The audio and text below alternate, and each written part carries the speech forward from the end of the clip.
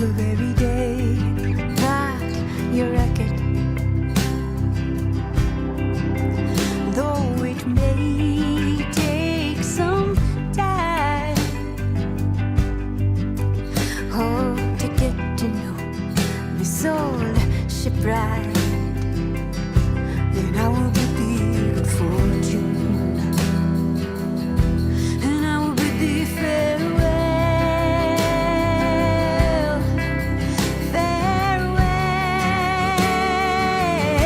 I'll leave a ghost at the helm to guide you through the realm. For here there be monsters, I don't deny that I'm worth.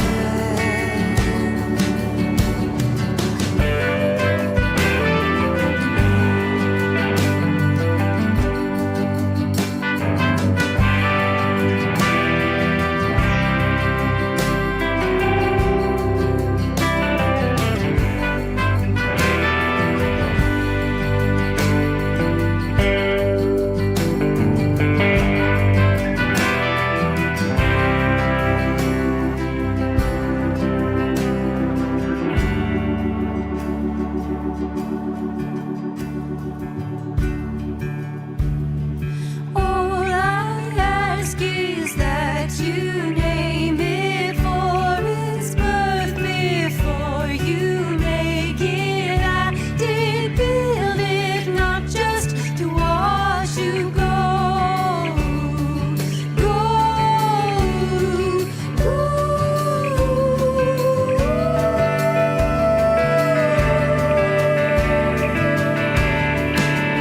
Name it Arthur, name it for the sea.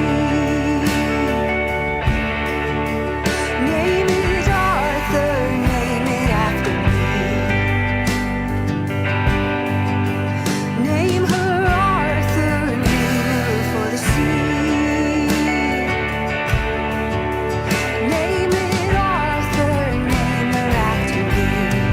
Name it after me, name her after me.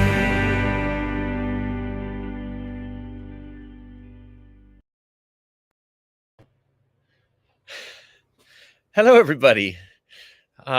Such a pleasure to see everybody chiming in with where you're all joining from. That's super great, lovely. Thank you for being a part of this tonight. I'm Jason Haas, as I guess my little name tag says on the screen. Proprietor, general manager here at Tablas Creek. I am joined by our director of winemaking, Neil Collins. And we will be joined at a couple of points this evening by some other guests. We'll have senior assistant winemaker Chelsea Franchi jumping in to talk about harvest and how those things are going. And we'll have, of course, our old friend Chef Jeff Scott sitting down to share a couple of pairings. I'm curious if anybody out there has made the pairings that Jeff is making that we sent out as the possibilities. But if not, no harm at all. Just this will hopefully give you some ideas. So again, I introduced myself. I'm Jason. I've been out here 21 years here at Tablas Creek, which is hard to imagine, but it's less than the guy who's to my left on the screen. So Neil, you want to introduce yourself quickly? Yeah, I'm Neil Collins. I've been with Tablas pretty much since the beginning. Lived on the property here since '98 until quite recently. Managed the vineyard and the winery, to make sure all that world runs smoothly, and we try to keep producing wines that are expressions of this piece of land that we spent so much time on at this point. You know, when Jason says 21 years, it's a long time. You know, it's approaching half your life there, you know. And it's the same for me, trust me. I'm a little older, been here a little longer, but I still have my life on this property. And it's great. You know, it's my kids have grown up on the property. Now my grandkids are growing up on the property. It's home and work and a passionate place for the family. Lovely. Well, excellent. So for these events, I know that we have some regulars who have joined us for several of these. I'm guessing there are also some for whom this is your first time doing it. So just so that you know, we're we will be talking about different things that we're working on. We'll be going through the different wines. Many of you, I am assuming, have the tasting kits that we sent out in conjunction with Master of the World. These are 187 milliliter bottles. So if you open up your little kit, you can see each of these. So each of these are a quarter of a bottle of wine. Just be conscious of that if you're trying to finish an entire kit with two of you in the house. So yeah, it's a bottle and a half of wine amongst these 6 little bottles. So some people ordered the kits. Some people are just planning to open a bottle that they got in the most recent shipment, and some people may just be tuning in with a bottle they have from their cellar. And however you want to do it is great. There's no wrong way to do this, but we are going to be structuring this conversation around a discussion of these 6 wines, the 6 wines that were in the classic mixed VINsider shipment that we sent out last week. And so I'll be going through as though I have one of these kits here. Neil will be going through with the wines already poured in a flight, and I think he has the bottles there to share with you all. And we would love this to be interactive. We have Director of Marketing Ian Consoli is at the switchboard. He's the one who is pulling questions and comments onto the screen. So if you have something that you're wondering about, something you'd like us to talk about, a question about the wines, anything, please toss it into the comments, whether you're watching on YouTube or watching on Facebook, and Ian will feed those into the feed that we see, and we'll do our best to answer them all. We've generally found that a lot of the most interesting places that we've gotten in these conversations have been from questions that people have tossed in. That's always the case. When people ask questions, it takes us to places where we may have not intended to converse, but it's super interesting for everyone else and for us. So getting questions from people out there is, I think, pivotal to this being a great forum. Yes, I love the baby bottles. They are really adorable. Like the little bottles with our little labels on them is pretty cute. So one of the things that we have learned, we started doing these during COVID, of course. There's many of the things that we started during COVID that we've stopped doing because they were no longer necessary. But we realized that these sorts of tastings, which are accessible to people who can't make an easy drive here to Paso Robles, or for whom the in-person pickup parties that we do are not on a convenient date, that this is a really good way of getting a chance to connect with you all. So we're excited to continue to do these, and excited that you're all here. So one of the things we did learn from the first couple of times we did this is that we talked way too much before we started with the first wine. And so everybody is wondering, when are we finally going to get to taste some wine? So pour yourself a glass of the first wine. Right now. Which is the Lignée de Tablas, Windfall Farms Grenache Blanc. And let's dive into that. So it's a little bit hard to read on that screen. It's probably a formatting thing with the size of my screen. But so basically, this is a new program for us. Lignée de Tablas. Lignée means lineage. And this is an idea that we came up with a year ago, really, again, out of the pandemic, out of some opportunities that we had, and out of some difficulties that we had during the pandemic, where we were in a 3-year drought. A lot of our estate wines were very scarce. The Catalan wines, which we source from other vineyards in Paso Robles, are sort of an imperfect substitute. We did slide some Catalan wines into wine club shipments, and I think that's been valuable and important, and I love those wines. But really, we're looking for ways to make wines that are about place, and those are the focus of the wines that we send out to our wine club every year. And with the Lignée de Tablas, we are able to take advantage of the incredible network of vineyards that have our clones in the ground. So this first wine is a single vineyard wine from a vineyard called Windfall Farms, from Grenache Blanc, from the Creston district of Paso Robles. And all of these Lignée de Tablas wines are going to be single vineyard expressions from vineyards planted with Tablas Creek cuttings. So This is the first one. Do you want to talk about some of the other ones, some of the other Lignée vineyards that we have in the pipeline, Neil? Yeah, I mean, I as Patsalon is and was a very exciting project for us in that straying outside of our estate and emphasizing that for us our estate truly means that it's contiguous to the winery here. It's one property.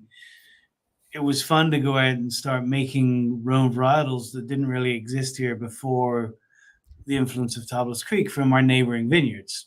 And that's always been a good thing for me. It's always been interesting. It's always been good to get out in the community and talk to the other growers and see what other people are doing.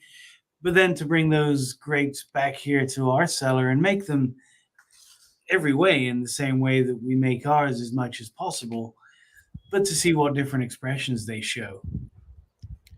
But then to take that a step further with the Lignée project, where we're isolating one vineyard and its particular terroir and its particular site, and making a wine from that, and just showing. I think for this one, it's kind of interesting. It's the vineyard is in Creston, which is it's not the furthest you can get from us in the Paso Robles appellation, but it's a ways away from Tablas Creek for sure, and it's a very different site. I think the Grenache Blanc does very, very well there. But if it's not too early, Jason, the progression of this became, well, then it becomes even more interesting for everybody if we stray outside of the Paso Robles area, because Tablas Creek just didn't sell grapevines in Paso Robles. They've sold grapevines throughout the nation. So in 22, we went up to Monterey, San Lucia Highlands, and found some Tablas Creek clone Grenache grown in very, very different climate, very cool, a lot of fog, a lot of moisture, very different soils, and a completely different wine than the same clonal selection of Grenache that we make here. So that was super exciting. Not necessarily the perfect fit because they didn't farm organically as we would have liked. So this year we went even further afield, which for me, as we said, I've been here for a long time. I've been making wines off this state for many years, which is very exciting. But within doing that in my life, I in some ways have missed out reaching out to other areas. So we were lucky enough to find some vineyards, very, very good vineyards, a little further north. Shake Ridge being one, and that's up in Amador. And that's Anne Kramer, who has a great reputation. I've known her for a long, long time and been an admirer of wines that have been made from her vineyard forever.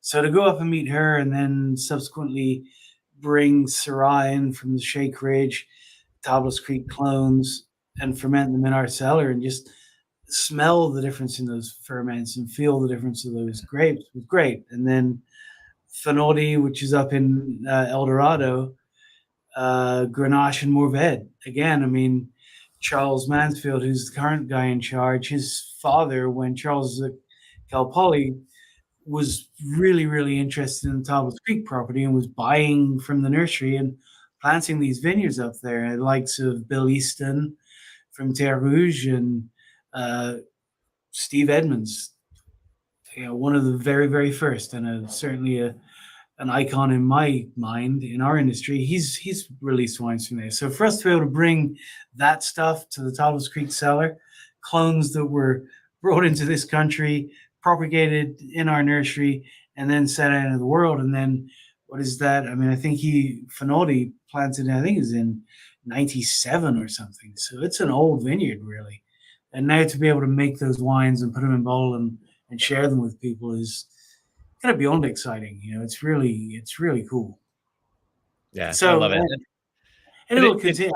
Who knows where this goes? I mean, I hope that we find vineyards that we truly love what's happening there, and hopefully these will be two of them, and we continue with them.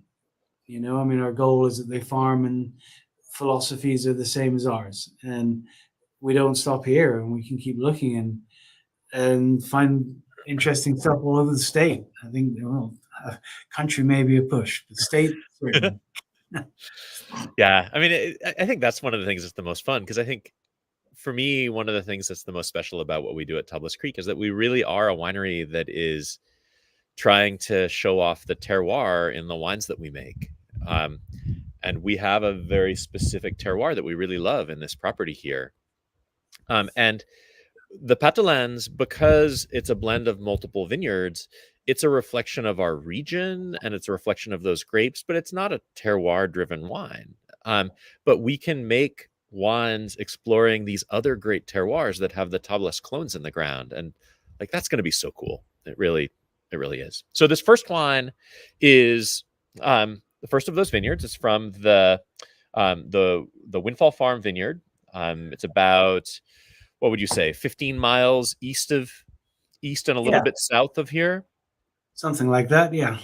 And it is, for me, it is an absolutely classic expression of Grenache Blanc. I think of Grenache Blanc as being like green apple and wet rocks and sweet spices and good texture. And for me, like this wine is that kind of to a T. I don't know. What do you taste when you taste this, Neil? Honestly, Jason, I haven't really had this wine since we bottled it, and I think I would agree. I think it's showing really well. It shows the absolute classic, for me, structure of Grenache Blanc in particular. The tannin, the grip in the mouth, the nose is very mineral driven to me. And this is another interesting subject. I think that you and I discussed earlier this week is we're rapidly approaching 30 years of planting the first Grenache Blanc in the country. Yeah. We harvested from the old vineyard, which isn't the first we planted on this property because those would have been nursery selections, but it was the first vineyard proper, planted in 97. So in 97, that block, which is not huge, but it's not insubstantial, that will produce a 30-year-old Grenache Blanc, which super exciting. I mean, for me, we've been here the whole time. We've watched that grow and it still gets better every year. So, and then see this, and it has, it's not completely dissimilar to a lot of what we see here. That structure and that mouthfeel, the kind of apple skin texture that you feel is what I would call for Grenache Blanc. And, nobody within your family or the Pren family, I don't believe, ever thought Grenache was going to be a great fit here because the reputation of Paso was not for white wine. I think I would credit Grenache Blanc and Picpoul for being two of the white varieties that changed people's perception of growing white wine in Paso. That would be my belief. Yep. And it's a grape which I think is probably the biggest success story of the whole nursery operation. If you think of the difference now compared to where things were before we started selling cuttings, there was no Grenache Blanc here. And in that time, it has leapfrogged Roussanne and Marsanne. It's now the second most planted white Rhone variety in California after Viognier. There's more than 700 acres of it in the ground, and it's doing really beautiful things from Santa Barbara County up to Sonoma. And I think it's really exciting. And I love that that's the grape that we get to debut this new program with. That feels right. Okay, so that's the first wine. We have two whites in this shipment. The second is of course, the Esprit de Tablas Blanc. So this is our flagship white Chateauneuf du Pape style blend. And I've been showing this wine a lot over recent weeks because this is the time when we debut these wines to our wine club, but it's also the time that we debut these wines to kind of writers and restaurants around the country. So I've been going around and pouring this wine, and every time I pour it, I love it more. It is always based on Roussanne. This vintage is a pretty high percentage of Roussanne compared to what we often do. I think the highest we've ever done is 75%, and it's been as low as 45%. So this is toward the upper end of the scale. And then 4 higher acid varieties, Picpoul, Grenache Blanc, Bourbon, and Claret, to kind of bring lift to that Roussanne texture and depth and richness. When you approach the blending of the Esprit Blanc, Neil, what how do you identify a lot that for you feels right for the Esprit Blanc? It's a solid question. For me, and it's always been a similar thing. It's a wine that has great acidity. It has great structure. It's not necessarily the most showy or flamboyant of the wines we're tasting in our blind tastings. It's one that I feel that will have longevity. And of course, from each variety, we're looking for a different component. But I mean, in the Roussanne, I'm looking for depth and richness and a little bit of power, which is what generally we've looked to with Roussanne. And I mean, in the long run, it's the Roussanne that gives this wine its incredible ageability, I believe. The Grenache Blanc and the Picpoul, of course, bring what they bring. I mean, there's great structure and great acidity from both those wines that I feel like carry the Esprit in the early days when the Roussanne's still a bit subdued and still kind of closed into itself. As those two tend to lighten up with the acid and the brightness, is for me is when the Roussanne starts to unfold a little bit and give you more of its honey and honeysuckle characters that you don't really get in the early stages of vintage. So I'm looking for, I mean, for me, it's mostly structural and mouthfeel and how these wines feel. And I'm not looking for showy. I'm looking for something that's going to come into the blend and give longevity, give life early and late. One of the things that I really look for in the Esprit Blanc is that sense of where we are. And for me, one of the signatures of Roussanne in this place is kind of a saline mineral note underneath the richness and the honey and the kind of lanolin textural piece. And I felt like in 21, the Roussanne had that to a really remarkable degree. It didn't need as much of the higher acid varieties to show off that minerality as it does in some other kind of softer expression vintages. I I think I really love 21. I think it's fair to say that, you know, we came into this, all of us, with the intent of making wines that are an expression of this place, planting varieties that have never been planted here before. So really not knowing what that meant, what that expression was going to be. So this wine and our perception of this wine has certainly evolved over the years. And as the vines have found their feet and the varieties as they are have started showing themselves, I think we've moved with that. And what I see on a broader picture as time has passed, and we've spoken of this before,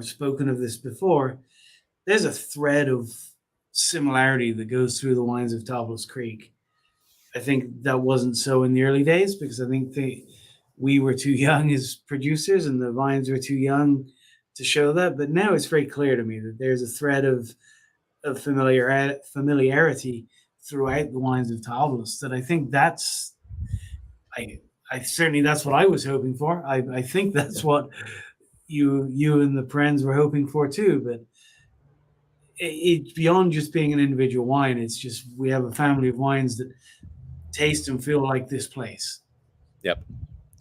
So I see a question coming in from Matt asking about the winemaking on this, asking if it's stainless and oak. Do you wanna talk about that, Neil?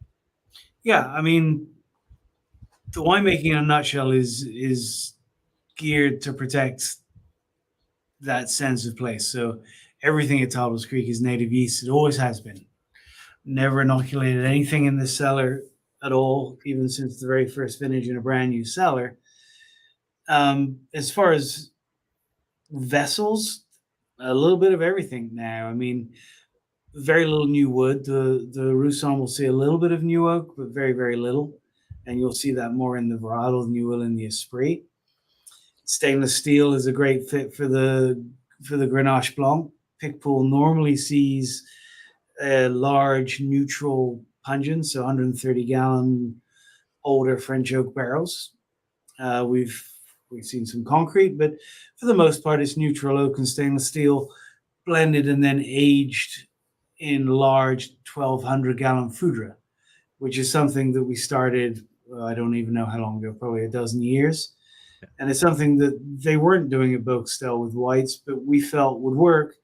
And we started just doing it with Grenache, Blanc, and Roussanne as varietal components, but then liked it to a degree that we thought, well, when we put these blends together, let's let them marry in a foudre, which fits with our program and brings all those characters together. But again, it's always about guarding that sense of place. I think it's very, very. I mean, I hear it all the time within the industry, but we've been very serious about it. I mean, that was what I was tasked with when I set foot on this property by Jason's dad and the friends. Was we don't want you to get in the way of this wine. We want a wine that shows where it was from. Searched a long time for a very unique piece of property, and within California, it doesn't need to be covered up with yeast and barrels and my flamboyant winemaking style. It needs to show itself, and we've stayed true to that, even though I think there was a time when that was an odd path to be on. I don't think it is anymore. I think it was in the early days, though. I see one question by John I want to answer, and then I do want to bring Jeff Scott in to talk about the pairing that he made for this. But very quickly, for John, the simple answer is we don't know what's going on. It's well recognized that Roussanne has a closed phase where the kind of youthful fruit has faded, but the later notes of nuts and honey and rocks haven't fully developed, and the wine can come across as a little heavy and oxidized. And then it cleans itself up. They've actually done tests at Beaucastel where they measure the wine's pH, and the pH goes up. So it gets less acidic in that closed phase, and then it goes back down after it comes out of it. And that feels to me like magic. Like I don't know that we know what's going on. But it happens. One of the mysteries. You ask the parents to explain it, and they just basically shrug and say it's one of the mysteries of wine. Okay, so let's get Jeff in to talk about the pairing that he put together for this, because it's been sitting in front of me for about 5 minutes, and I've been having a really hard time not eating it yet. Hi, Jeff. Hey, how are you? Great. Hi, Gary. Hi, Jason. Hi, Neil. Hi, everybody. A fun time of year to do this party with fall approaching and fall flavors coming forward, and really exciting to put this one together for this year. I decided to start with a squash as our first pairing, and I think that spaghetti squash, although very delicious, doesn't really enjoy a lot of glamour out there. You don't see it in a lot of menus. It's more of a home style dish. And so I really wanted to start bringing it forward this year because it's so versatile. There's so much you can do with it. And it's quite delicious, really. So we roasted organic spaghetti squash, roasting it cut side down, little olive oil, salt, and pepper for about 45 minutes, covered in the oven. Then you flip it over and let it steam. And then, of course, creates these fantastic spaghetti-like braids. And so we decided to use flavors that are kind of emblematic of fall, but also that are challenging and racy. So I did a cilantro and coriander chutney, and it has ginger, coriander, mint, a honey yogurt, and lots of really fun flavors.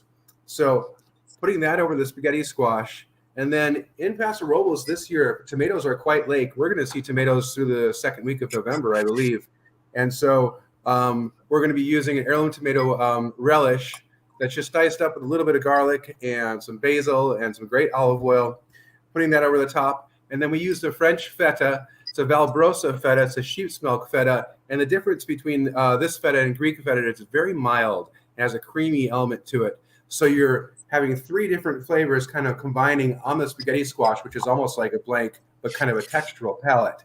So you see the chutney adds a hint of spice and some freshness to it and some exotic flavors. The tomato relish brings the acidity back around, and then the French feta makes it a hint creamy in the palate. How are you guys enjoying it? It's delicious. I'm enjoying it so well that there's none left. I'm enjoying it so well there's none left in my bowl. Yeah. And for the pickup party, we'll be doing a lot of them, so that'll be fun too. But was very, very happy to be able to bring the spaghetti squash into the forefront a little bit. I think there's a lot that people can do with it at home and in a restaurant setting as well. And I imagine with the Esprit, it should be just a stunning pairing. Maybe the Grenache Blanc with that, like Jason had mentioned, that apple character that can come through with that. That might be really nice with the coriander chutney as well. So I'm going back and trying that one. I'll let you know. Love that feta. The feta is beautiful on that. Yeah, the feta really ties the two together because the chutney and the tomato are two distinctly different acidic type of plays against there. And so we need that. When you're cooking, oftentimes you need that third element that's a bridge between the two flavors. And that's the role that the chutney is playing with it as well. And so I think it's a great thing to do at home. I mean, anybody be happy to have a plate of this before dinner. Frank is saying we need to see the dish. I think he's right. We should be able to show a picture of the dish.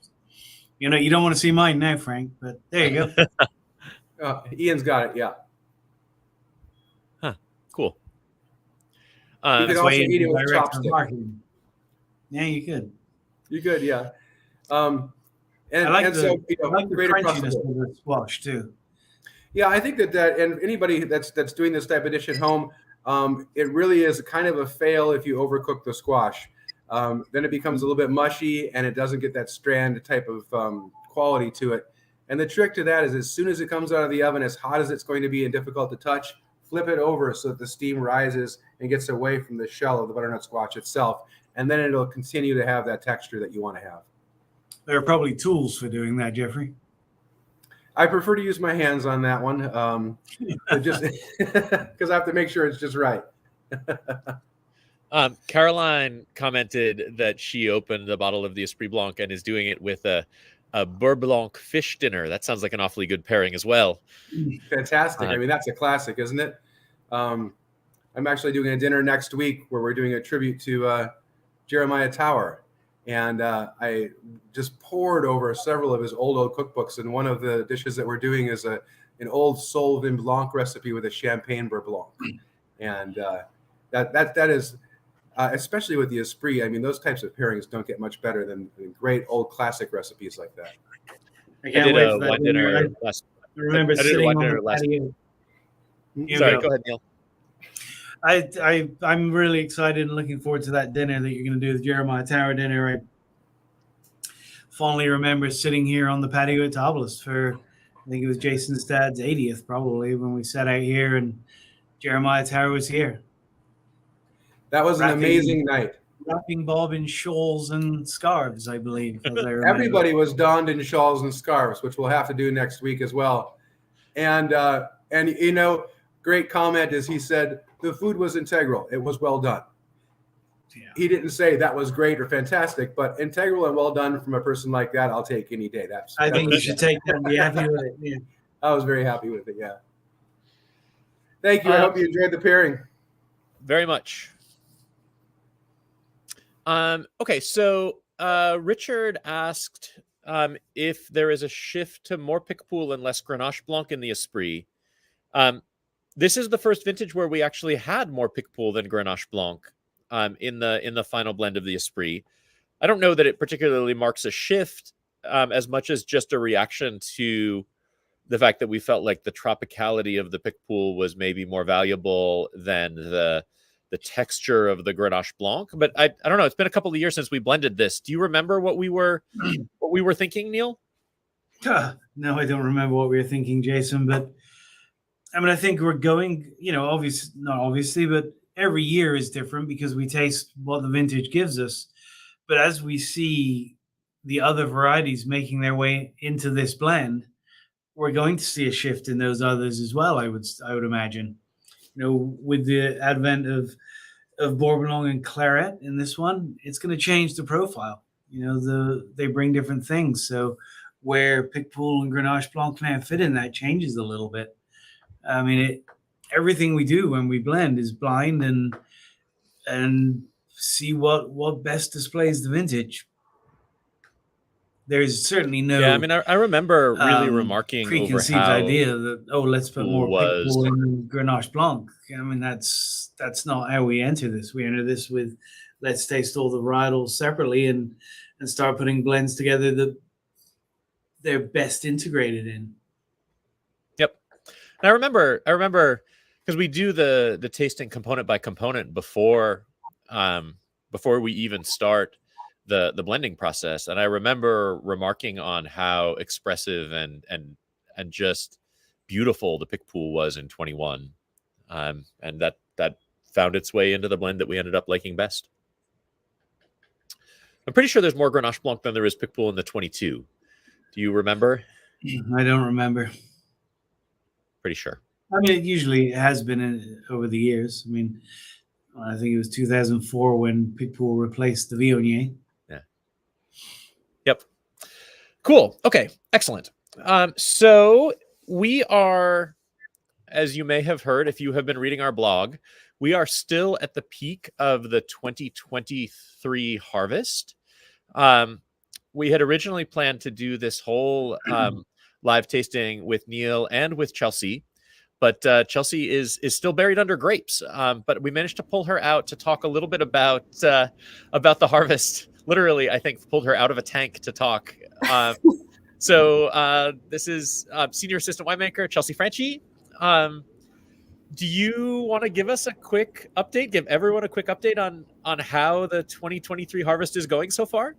Absolutely, I'd love to. I've been having a blast this harvest so far, and I can say that now because we haven't slid down the back end of that bell curve yet. So it's still fun, but it feels like the last 2 weeks we've really been in harvest. There was a point last week where it was just like hoses going every single direction, and everything that could possibly be going on in the cellar was going on in the cellar.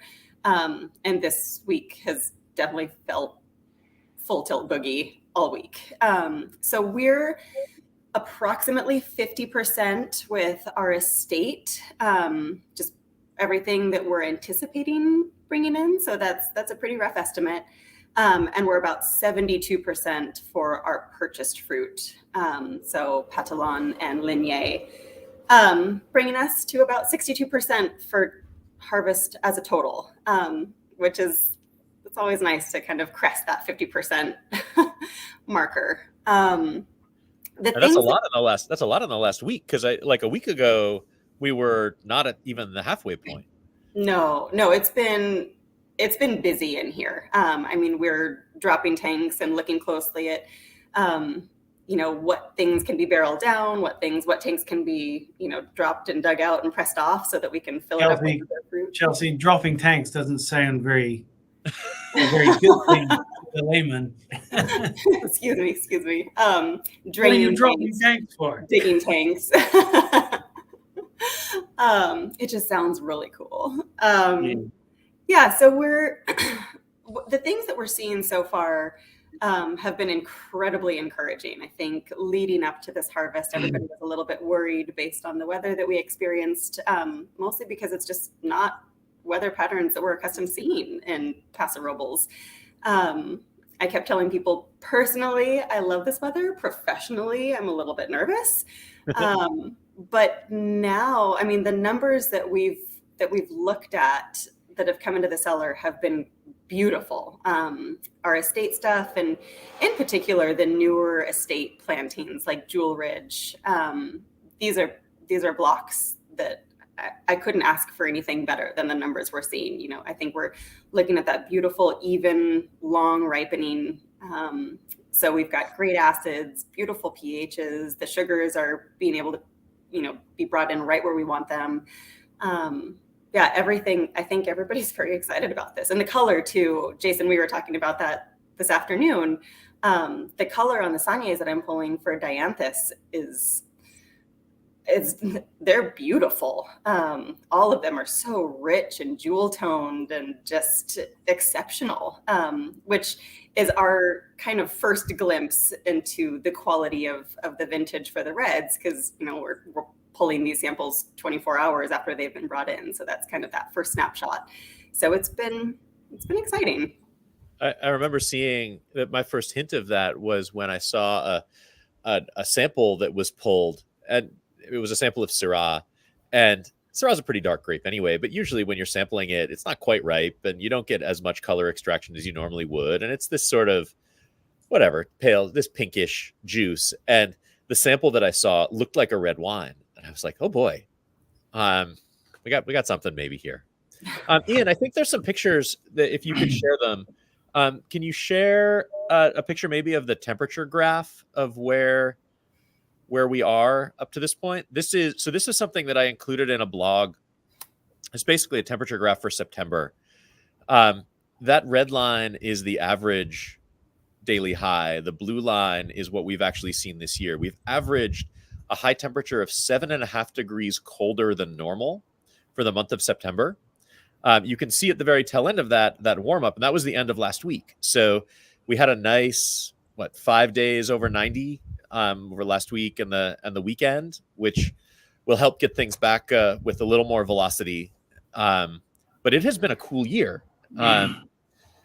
So it's it has been unlike anything that we've seen since 2011, which is the last really chilly year that we had here.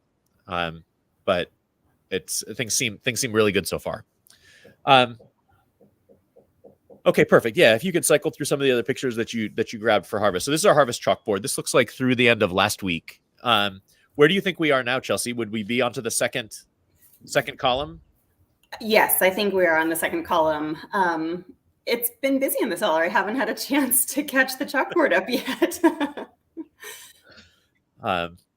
Cool. And then like this is what things look like every day when I arrive now. It's basically stacks of bins on the front. How many tons have we done this week? Did you add that up?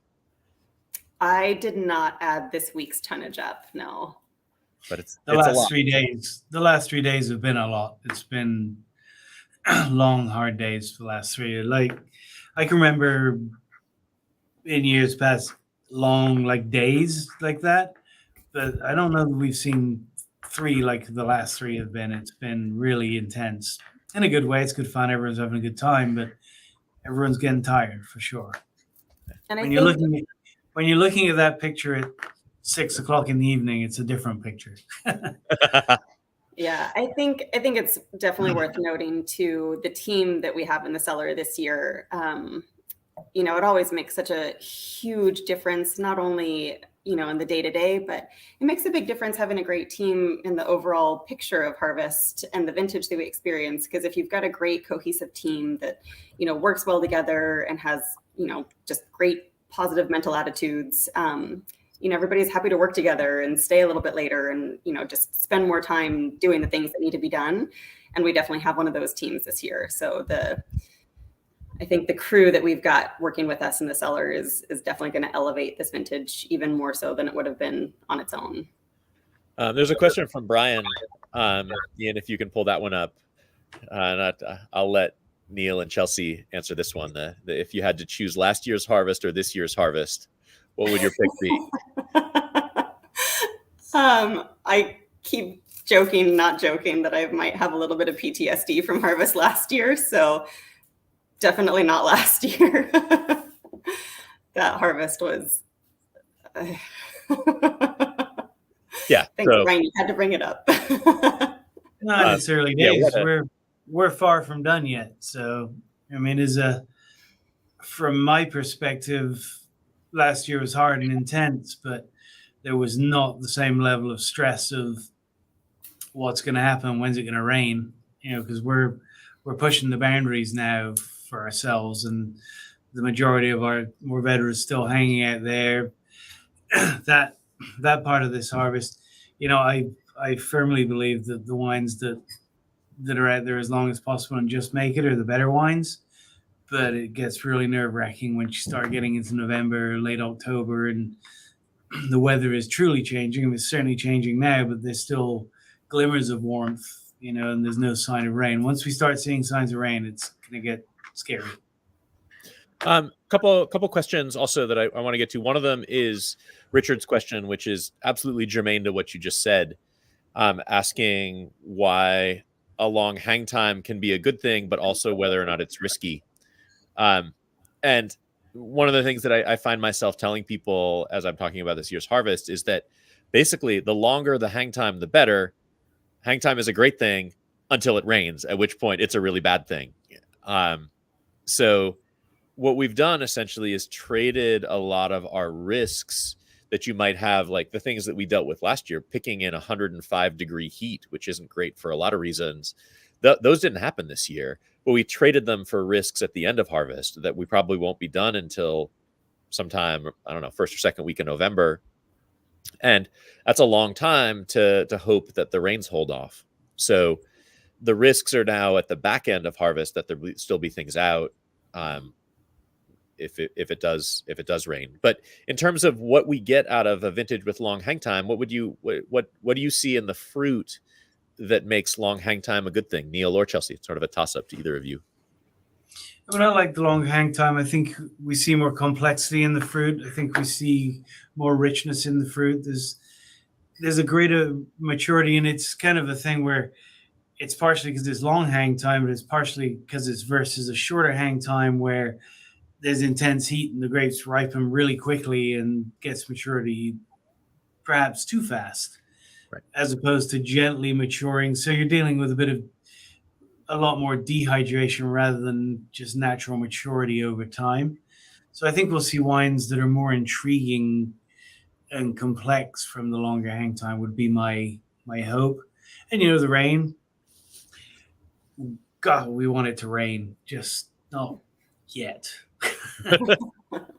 And the forecast looks good. I mean, the next 10 days or so look like it's going to warm up to upper 80s pretty consistently over the next week or 10 days, and nothing super scary in the forecast. Like, we just need we've got 3 more weeks, 4 more weeks, maybe. Like, that's what we need is 3 or 4 more nice weeks. I think it's looking great. I really do. I mean, and if it rains, and there's nothing we can do about that. If it's the only thing I've learned in this, there's nothing we can do about that, and we just need to be grateful for rain if that happens, and live with the results, because we need rain. Okay, and then Sarah asked a question about the chalkboard. Ian, if you can put the chalkboard picture back up, and Chelsea, do you want to talk about what that chalkboard is? Yeah, so it's a little difficult to see in this picture, but Sarah, I think Jason and Ian typically update pictures of this on social media channels so you can see it a little bit more clearly. But essentially what we're looking at is a snapshot of what we've brought in this harvest so far. So we have 3 columns. The first column on the left there is the date. The middle column is going to be the lot that we picked. We have 2 different colors of chalk. The green chalk is for our purchase fruit lots, and then the white chalk is for our estate picks. And then that right-hand column is the tonnage that we brought in. So that's just something that's kind of a fun thing for people in the tasting room, or if you come by on tour, to just kind of see, like if you're walking through the cellar and you see us absolutely slammed, you can kind of take a glance at this chalkboard on the tour and see exactly why we maybe look as tired as we do, or or maybe give us a high five because maybe we're in the second column and nearing the end. Awesome. We will, I think, continue to talk a little bit about this year and this harvest on and off. Chelsea, I don't know if you can stay or if you need to pop back into the cellar. Yeah, if it's okay, I'm going to peel off here, and thank you for understanding. Thank you for having me. Thank you for popping in. Okay, yeah. So Ian just published the tonnage that we had this week. So 124 tons so far this week. Pretty good week. Pretty good week. Given that, our total tonnage we're expecting for the harvest is about 600, and that's normally a 9-week harvest. So you'd figure something like 75 tons a week is sort of the average in a week. So that's basically 15 tons a day. And this week was more like 25 tons a day. It's a heavy lift. It is. Okay, let's keep going on wines. Let's dive into the Patelin de Tablas rosé. So this is the kind of the more Provençal of our 2 rosés. The Dianthus, which we sent out in the spring, is more kind of Tavel or Bandol in its inspiration, with a little more skin time and more Mourvedre. the Patelin Rosé is very much looking to Provence as the model. So about 2/3 Grenache in this vintage, Mourvèdre, Counoise, and for the first time, a little bit of Vermentino. It's a Vermentino is called Rolle in the south of France, and it's actually a very common addition to Provence Rosé. There's more of it that goes into rosé than there is that goes into white wines in France. So, when you taste this wine, what do you get out of this, Neil? I love the Patelin. Super bright, super pretty. Lots of forward kind of bright strawberry notes to me, very floral, great acidity, great minerality. I think it's your perfect Provençal style rosé. I love the addition of the Vermentino. I mean, it's something we couldn't do because there wasn't any available to us outside of our state. I don't know whether this is another one that we brought that doesn't exist in this country before we brought it in. I believe it was. Yep, it was. Now it's planted not widely, but there's plenty of it around in town these days. So we're able to bring it in and incorporate it. I don't like the term bitter, but it brings an edge to the rosé that I really like. It brings it's a character that I think really makes it very compatible with food. Yeah, it's kind of a pithy. For me, it's like a citrus pith kind of character. Gritty edge to it, which I really like. Because rosés, I think the common problem of rosés for me is that too many of them are too like soft and sweet and simple. And even if they're not sweet, like sugar sweet, they can be just fruit and flowers.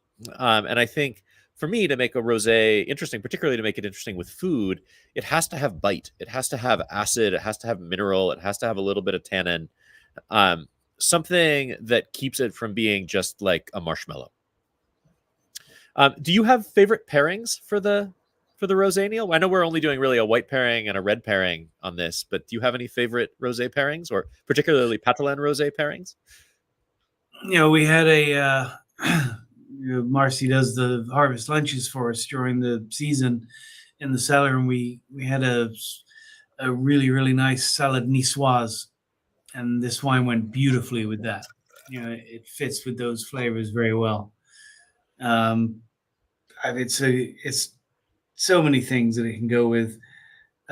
Shrimp is a friend for sure with this wine. I think it'd be great with a bouillabaisse, or a cioppino would be lovely with this for me. I mean, salmon and rosé just go together as long as it's a good rosé. And I do like that you mentioned that, you know, there's so many rosés now that, for me at least, they're just too, so what? You know, they lack some structure and some acid. You know, and for us, it's about that. I mean, still with the Patelin particularly showing what this appellation, the Pasteur's appellation, can achieve. And I think it's, you know, I think rosé should always be a fun wine. I don't think it needs to get too serious for itself, but it's a serious wine. I mean, it's right there with a great bottle of white wine. I just like rosé to be fun and easy. I saw quickly Greg's comment that it was going great with their pheasant pâté. I mean, that sounds like an awfully nice pairing. A lot of those sort of halfway between white and red pairings, like charcuterie and sausages and those sorts of things. But my favorite stealth pairing for dry rosé is fried chicken. Like, I absolutely love like that kind of fatty, salty fried chicken, and then it just emphasizes the fruit of the rosé, and it becomes this like biting into this like barely ripe wild strawberry. It's fun. If you haven't tried it out there, try it. Jeff does a spicy fried chicken. I think he's doing it this weekend at Kitchen 46, but he does a spicy fried chicken which goes incredibly well with rosé. The spice, you know, with that rosé they just play really well together. Absolutely. It's hard to find something that doesn't go well with fried chicken, though. Let's be fair. That's one of the classic like champagne pairings. Also, is fried chicken. Absolutely, yeah. And rosés, basically, if you have a pairing that's great for champagne, it's probably also pretty good for dry rosé. Yeah. Buttered popcorn is actually a very good rosé pairing, also for a similar reason. It's that like fat and salt playing off of the fruit of the rosé. Okay, so let's talk a little more about this growing season. So just to set the stage for everyone, it started with record-breaking rains this past winter. Thanks, Ian. Ian pulled the headlines that resulted from our record-breaking rains. Yeah, it ended up on national news all over the country. We got almost 50 inches of rain. We were less than an inch away. I was hoping we'd get to 50 at the weather station. It was like 49.3 at the end of the year. So that led to this really incredible growth of things like cover crop. Things were green and lush all the way really into June. A full like 6 weeks later than we would normally be used to seeing things turn brown. So we really only had we had a late bud break. We started everything about a month late. We really only had one warm month in July. You can see how late the vigor was in the vineyard. I don't know when that picture was taken, but that's probably midsummer. And it was just so green. It has not. I think there's a graph that Ian has of degree days. So that's a little. I think some of the graphics moved around a little bit, but if you follow that dotted red line, which you can see was trending down along the cold years of 2010 and 2011. Then we got a warm up in July where it got back closer to some of our recent years. And then when we got to September, it cooled back down, and our trend is going back down towards those chilly 2010 and 2011 vintages. And that just meant that the vines took their time. We didn't catch up. We had a fairly long period between flowering and veraison, a fairly long period between veraison and first pick. And it's really not until, again, the middle of last week where it warmed back up. So that has meant that we've been late, but we've been able to pick without a ton of stress. I don't know. What do you make of it all, Neil? We talked a little bit about how it got there, but what are you thinking this is going to mean, and how the wines taste from this year? I mean, the early indicator is that the wines taste great intensity and character. It's very, very early to make any great proclamations. I think it was just such an interesting year because as you said, it was so drawn out, and it was getting concerning there until that last little bit of warmth we had, and it wasn't much. I mean, it was a few days that hit maybe the mid 90s, I think, but it made a huge difference. You could see everything was so close to being ready. It just needed that little push, and those few days gave it that little push. I mean, at this point in time, I mean, honestly, for us, the cellar is completely full. So, as you alluded to, it's kind of nice not to have to make picking decisions just in a hurry because everything's ready. We got to go.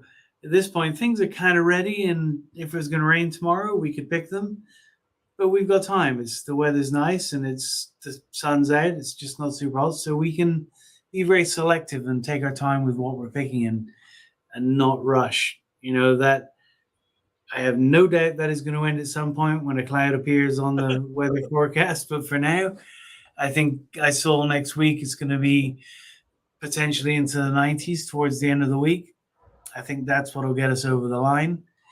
It's been a bizarre year. I mean, so much rain, incredible. I mean, everything here was underwater, and it was so long before we could get any equipment into the vineyard, get ourselves into the vineyard.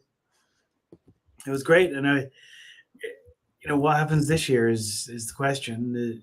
There's a lot of predictions of another wet one, which I think would be fantastic. A couple questions that people have. So Julie asks if the rain caused too much leaf development, if we needed to pull more leaves. How did we adjust what we were doing in the vineyard to all of the water? It's a very interesting question, and you and I, Jason, talked about this earlier in the year, and I think I can describe it better from another perspective than Tablas Creek's vineyard, and that's with the Zinfandel vineyards, which are dry farm head train vineyards. And growers that I know have not been used to this. And so they had all this rain, and they had these huge canopies, which is great. They love that. But it never really warmed up. So it was so moist and so shaded that there's a lot of rot happening in the area because there was never that heat. For us, the heat and the wind is a real plus because it helps with particularly mildew and rot control. That warm air breezing through the vines. We pull a lot of leaves here at Tablas to keep the vines open, canopies open. A lot of guys don't do that and don't generally need to. This year, and we're seeing it to a degree. We picked Marsan today, and I've never seen any instance of rot in that vineyard before. And we dropped some fruit because it was all signs of rot on some of the clusters. I have friends that are growing Zinfandel that lost upwards of half the crop because of that, and they just didn't see it coming. So as always, in farming, you have to react to what the weather brings you, and sometimes it brings you something that you haven't seen before. So, as Jean-Pierre Perrin once said to me, we hope we learn this much every year, and we hope we get to use it again one day. And that's a bit of what's going on here this year. It's a bit of an anomaly. We had such incredible canopies, which was great. We had rain, which was great. We had good fruit set, but then we didn't have that warm, breezy weather, which for some vineyards was troublesome. Not so much for us. We were good. We managed it well, and for the most part, we came out of it in a good spot. But definitely for some guys, there's a lot of that in town. You hear it out, people talking, that they're 50% down because of. And it's hard to swallow. You're so excited because the canopies are great and the rain and it's going to be a great year. And then you end up not having a great year. Right. But I felt fortunate. I felt fortunate for where we are because we are one of the least foggy places in Paso because we're up tucked in these mountains. And there were more overcast days, overcast mornings this summer than I can ever remember. And it was nice driving out here, having it be overcast in town in July, which it never is, and getting out to Tablas and oh, right, it's sunny out here. Isn't that nice? I now live in town and I drive to work and it's foggy, and come up over the hill and sunshine. It's lovely.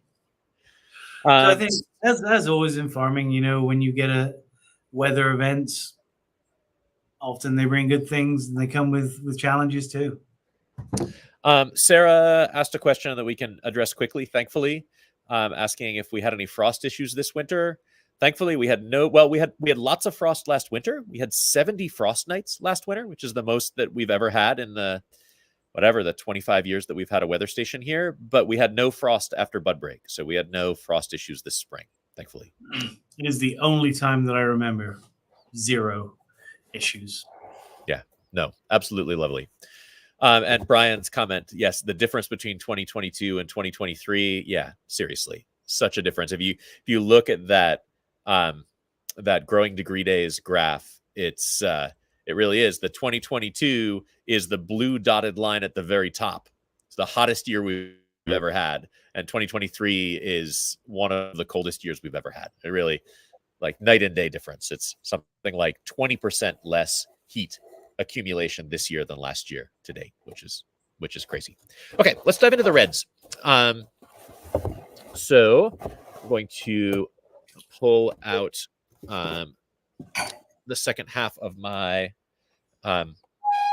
my little sample pack. So we're going to start with the Grenache, 2021 Grenache, which is it is 100% Grenache. And this was, I remember when we were doing the blending in 21 that we went through, and I actually worried that there was something wrong with my palate because the first flight of Grenache I gave all ones to, which is our top grade in blending. And I'm always a little suspicious at that point that maybe I'm getting it wrong or I'm not calibrated. And then as we revealed what everybody's grades were, because we each do these individually, I was relieved to see that I wasn't the only one who thought that this was really good. And we got to the end, and more than half of the grenache lots in 2021 got our top grade, which is really unusual. So when we were putting the blends together, we were able to use as much grenache as we wanted in the Esprit and in the Angoublé and in the Côte Tablas, and still reserve really exceptional grenache lots for our 100% varietal grenache. So this is, I don't just say this every year. This is my favorite grenache that we've ever made at Tablas Creek. This vintage is 2021. Because for me, it has both the nice, generous fruit that I expect from grenache, but also tension and spice and brighter elements. It's not just a mouthful of like cherry juice. No. Anyway, so that's me on my soapbox. What are your thoughts, Neil? People should understand something here, and that is that I'm deeply involved in the making of these wines, and they go to bottle, and I kind of forget about them. Whereas Jason is out in the world showing them and tasting them and talking about them, and so I haven't really tasted this wine for quite a while, and so this is good for me. But Grenache is a bit of a struggle for me. I love it and I hate it. It's such a versatile grape. People can make. We had a wine with lunch the other day from a local producer that was 16.5% alcohol and largely Grenache, and I couldn't drink it. But it was very well made wine in that style for sure. People make super, super light, stemmy, whole cluster Grenache. Not sure I love that. So I always struggle to find where is the Grenache I like, and my kids always tease me for it. But then I run across ones where it's like, here it is. This is what it should be, and that's what this is to me. When I tasted it this evening, it's like, there it is. That's what Grenache should be. It has all that. I'm just to repeat what you said. Essentially, it has all that incredible, beautiful, rich fruit, and it's so alluring. But then it has that great backbone of there's acidity there, and there's spice, and there's character. It has them all. It's just the balance of all those different Grenaches that I find so confusing is in that. And I love that. I think I'm going to agree with you that I think it's the best Grenache that we've made.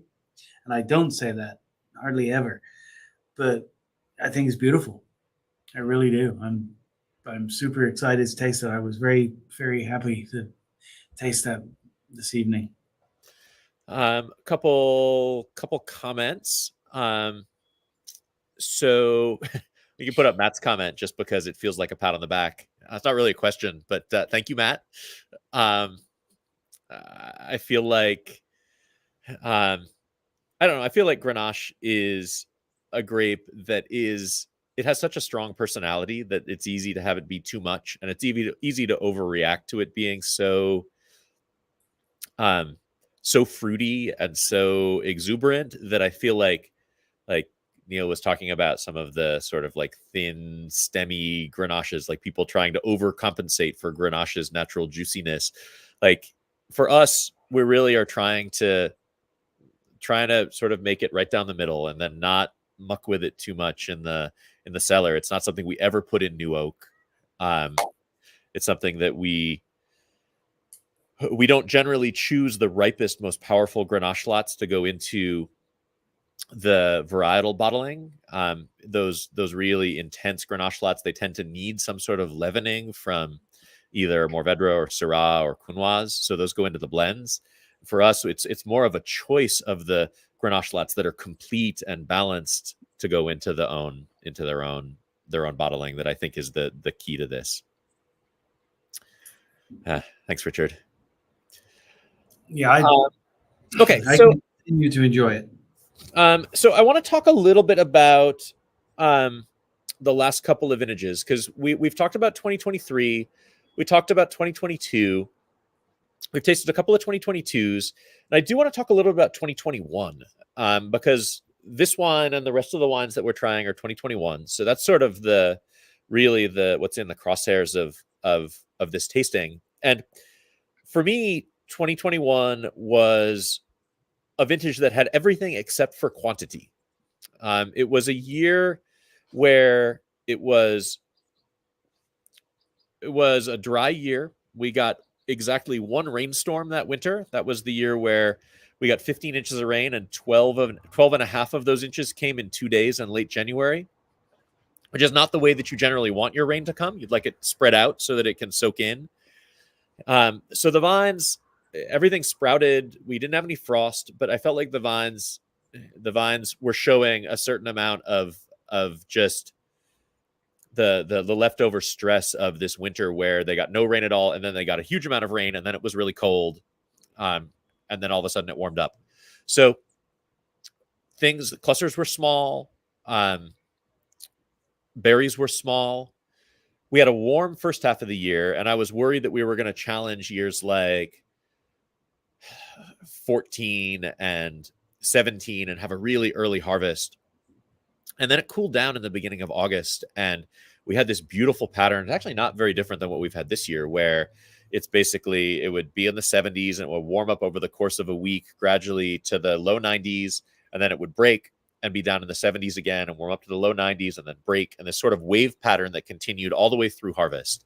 So we were able to get that little burst of ripeness to get stuff ripe, and then a couple of days where we could catch up and the vines could relax, and then it would start to warm up again. And it's sort of the recipe for a blockbuster vintage, where you've got that low yields, early warmth, and then a gradual, gentle harvest cycle where you can pick stuff just when you want. Do you have, I know you've had 2 harvests that have intervened since then. Do you have memories particularly of the 21 harvest or the vintage itself?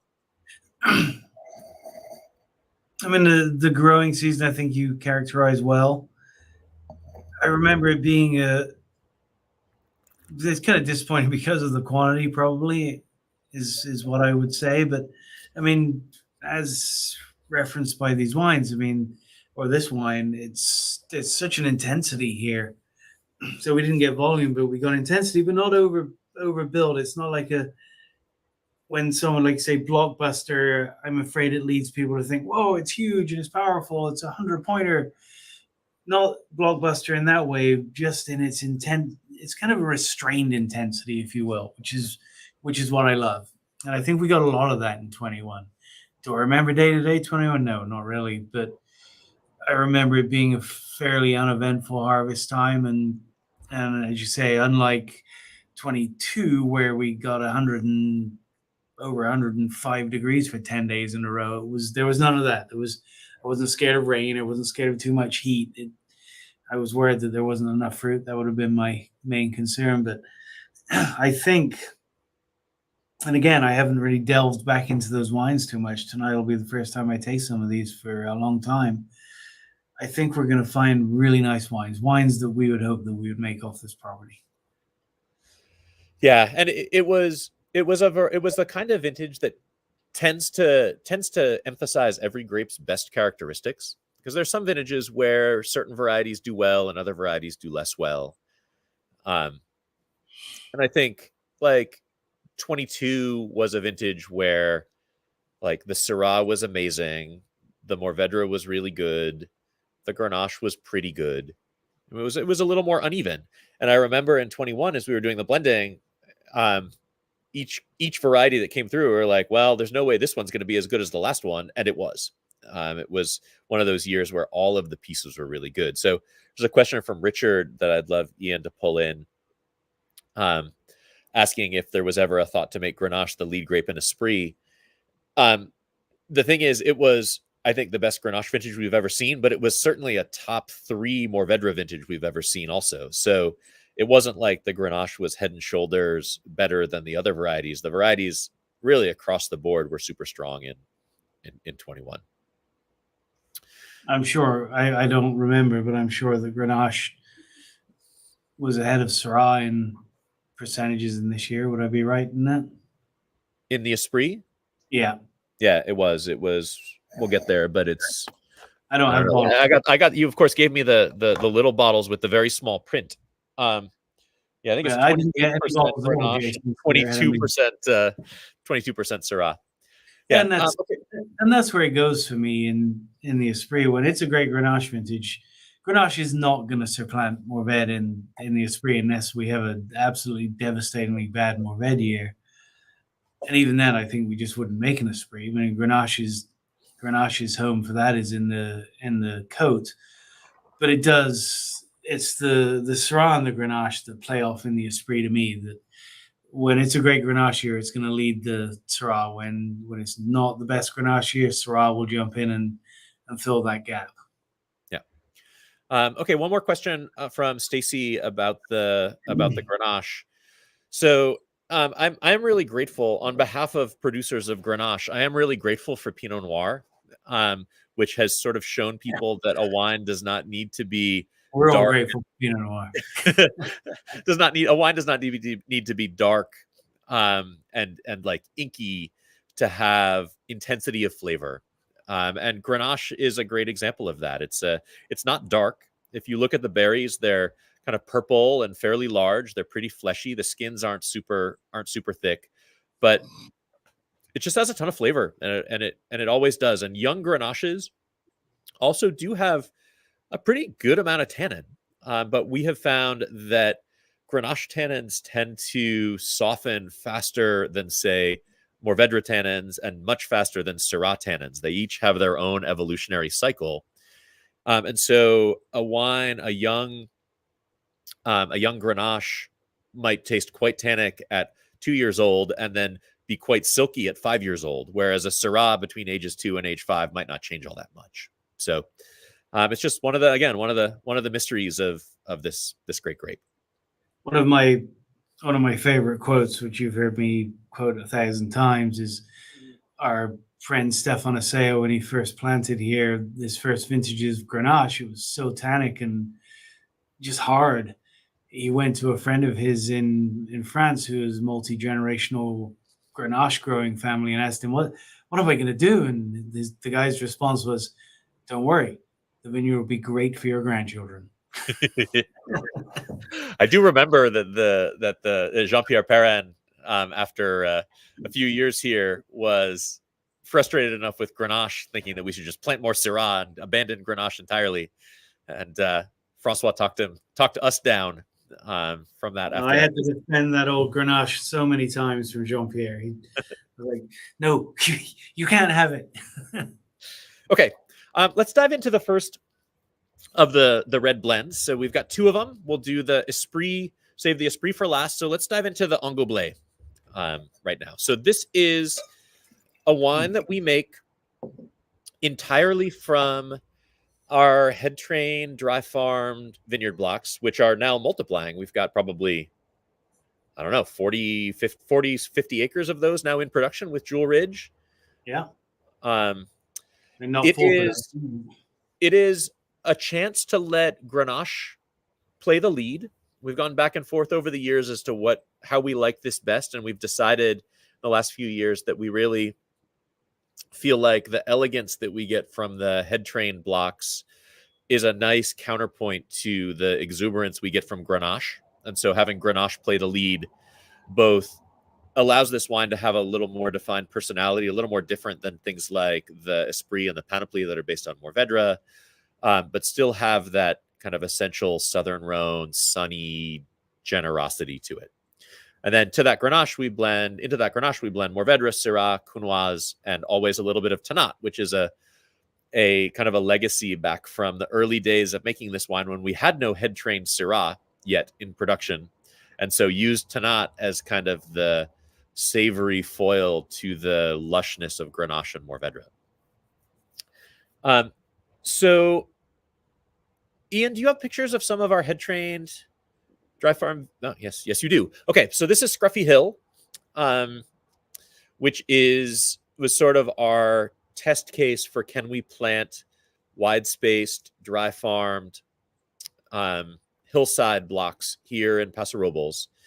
And it's been this lovely success. We've continued this over on the Jewel Ridge property that we have right there. There's Neil, in fact, looking at Jewel Ridge with a dry farm t-shirt. Perfect. Could not be more perfect. Neil, do you want to talk a little bit? if you cannot read that shirt, what it says under the dry farm is the purest expression. Perfect. Yes. So what for you, Neil, what does the character you get out of dry farm, these head trained dry farm vineyard blocks that's distinct from what we do in other places? I mean, I think it's been a long road with those vineyard sections. I mean, we've always been of the belief, and our goal has always been, as we've talked about relentlessly, to grow vineyard that and produce grapes that are a sense of place, as my shirt says, the purest expression. And that, to me, when we started playing with planting dry farm head train in that style, which is what the old Zing guys have been doing here for a long time, that is what that to me that is the best way to achieve that, because we have the least influence. And so when we went down that road and doing the wide spacing in the dry farm, and I have to admit that what I thought was going to happen was we're going to have really much more intensity and depth, if you will, not depth, intensity, big wines. That's what I was anticipating coming out of this project. But then when we started producing wines from these vineyards, it became apparent that that was not the case. We're getting more intensity from our more densely planted vineyards, and actually what we're getting from the dry farm, I mean, it's pure expression, but it's more complexity, and I guess this is where depth is appropriate. And it was a bit of a surprise at first, but I think it's turned into a really great thing, and it really fits within what we do. So, as I said earlier, there's a distinction, that the thread that runs through all of our wines. I think if you taste this wine next to the Esprit, it has a family feel to it, but it's different than the other wines because it's just from those sections. So it really does exemplify what difference farming makes. And I think, Chelsea spoke earlier of her excitement of seeing some of the new blocks of vineyards coming in. She didn't mention it, but what she's talking about is dry farm stuff. It's Jewel Ridge, and it's very exciting for me. I mean, we're gonna pay the price of having lower yields for sure, but I think the payback will be they also weather periods of no rain a lot better than the intensely planted sections of the vineyards do. Yeah, that's one of the things, and I want to talk about this after we invite Jeff to do the pairing. I saw that the pairing just showed up on my table, and I'm very excited to hear about it. But I do want to talk a little bit about how that translates into this wine aging, because that was a really fascinating tasting this summer. We did this while you were in Europe, but Chelsea and I led a vertical tasting of En Goblet going all the way back to the beginning, and it's been a really interesting thing. So there's the picture of all of the wine. So I want to get to that, but I want to bring Jeff on first to talk about this dish. Hey, I'm back. Diligently grilling grilled cheese sandwiches over here in the back, and it really kind of a crowd pleaser, old school, and I guess just really kind of a heartwarming dish for the autumn, using really nice rustic bread, doing a long braised short rib, and pulling it all together in a grilled cheese sandwich. Really important to the sandwich is using high quality Gruyere, like a Comté Gruyere. We use a little bit of aged Gouda for that kind of toothsome quality, a little bit of sharpness to it, and then a Pomeré mustard aioli that we put together. Pomeré mustard having a great kind of a bite with the whole grains of mustard in it, and nice backbone, and it kind of cuts through the richness of the short rib. And I actually menued this item today just because we were doing it for the tasting, and it outsold everything else in the restaurant today. Everybody just seems to love it, and I can't even grill them fast enough, to tell you the truth. We're really happy to bring it to the pairings, but also bring it to the pickup party. It just seems to be a hit across the board. It feels good. And somebody told me today, when you eat a sandwich like this, it makes you feel like a kid. And I agree with that. It makes you brings you back to that comfort level. And I really think that with the En Goblet, it's just a fantastic pairing. and the dry farm character of the wine, and kind of the crusty bread and the depth of character in the short rib should really be a fun pairing today.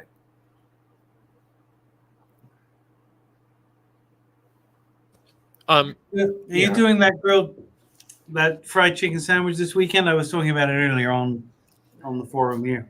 Yeah, I'm doing fried chicken this weekend. I did it not as a sandwich, but it can be served as a sandwich. But the fried chicken is on the menu, yes, and that was great too. We're talking about the pairing of rosé with fried chicken. I saw that, yeah, and I think I remember, Jason, you mentioning that to me before. It's one of your favorites. It's fried chicken and rosé. It's fantastic. It's not a secret. Yeah, it's a favorite.